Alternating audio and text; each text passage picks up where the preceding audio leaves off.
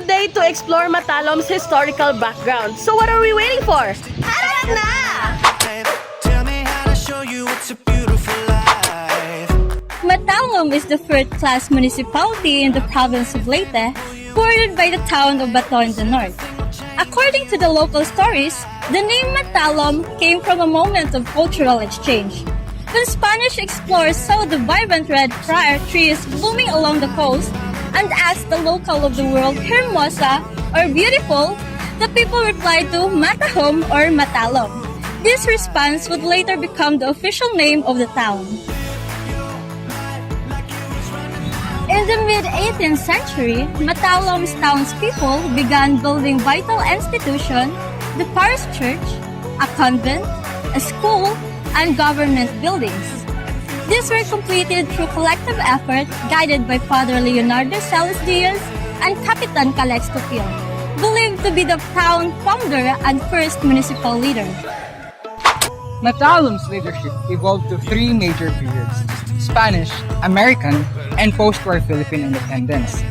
During the Spanish era, Capitan Calixto Pil held the presidency, followed by his son and successors from the Pil and Pal families, establishing a form of local political dynasty.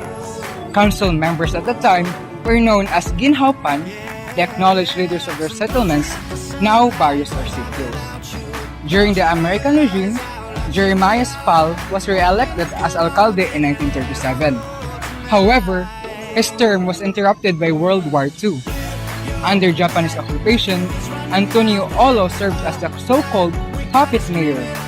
Following the war, civil government was restored and Primitivo Gopo was appointed as municipal mayor.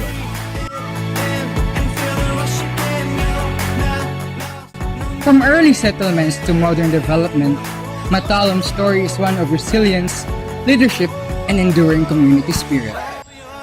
You've been chasing a ghost. You gotta change your mind if you're gonna let go. No matter how you feel, nothing's While Canigao Island stands as a peaceful sanctuary today, the seas surrounding Matalom were once marked by danger. These sea raiders disrupted the lives of the people and slowed both the economic and social growth of the town. Their repeated attacks brought hardship and fear, prompting locals to build defenses and move as a united community for safety. Along the shore is a stone watchtower, or called bulwark.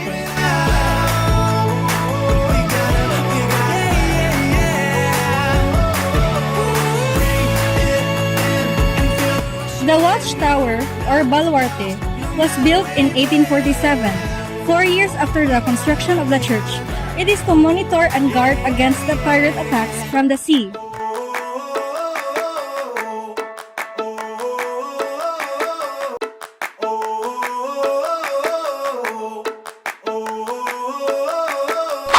Armed with warships and weapons rivaling those of the Spanish, they burned towns, looted homes, and disrupted livelihoods. Today, what remains of that era is the baluarte, a silent sentinel and a symbol of resistance, community, and survival. It stands as a reminder of Matalom's turbulent past and the strength of those who came before us. Just off the coast of Matalom is Canigao Island, a place known today for its white sand and marine life. But historically, it holds its own significance. In 1521, the island was identified as one of the brief stopovers of Ferdinand Magellan on his way to Cebu.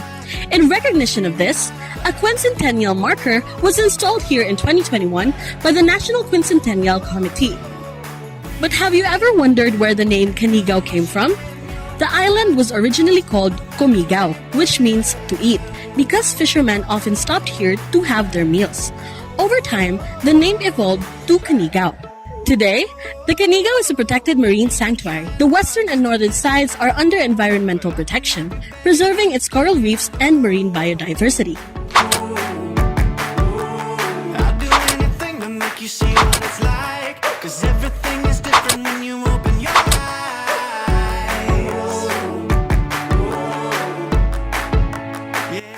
The early evangelization of Western Leyte was led by Jesuit priests who established mission stations in coastal towns like Ormoc, Palampon, Baybay, Hilongos, and Maasin.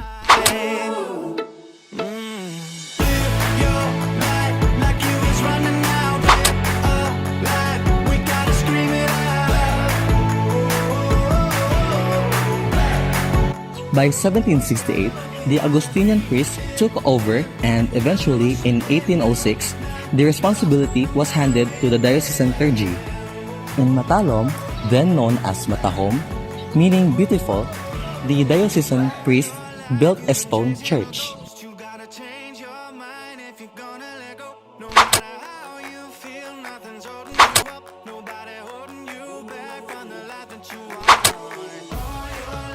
The oldest remaining part of that church is its pulpit, crafted from thick stone blocks and framed by long, narrow windows, an architectural style reminiscent of a fort or watchtower.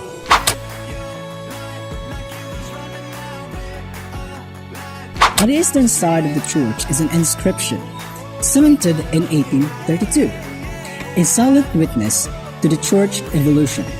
It marks the beginning of what would later become a fully independent parish, officially separated from Hilonos in 1861. At the top of the church's neoclassical facade are the papal tiara and the crossed keys of St. Peter, clear signs that the church was under diocesan, not religious leadership.